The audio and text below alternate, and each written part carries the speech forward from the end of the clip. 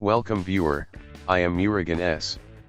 This video tutorial describes, solved, page not available. Your IT administrator has limited access to some areas of this app. Type gpedit.msc in search bar. Click Edit Group Policy. Click Computer Configuration. Click Administrative Templates. Click and expand Windows Components.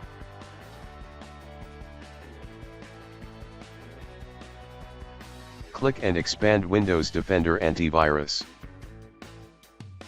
Open Turn off Microsoft Defender Antivirus.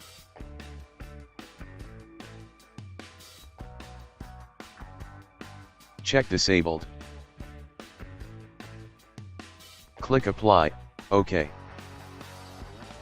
Close and exit Group Policy Editor. Restart your computer.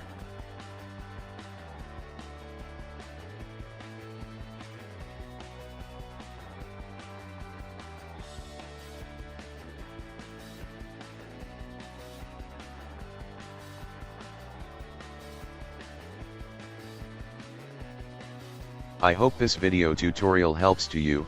Please like, share and don't forget to subscribe my channel. Thank you very much. See you next video.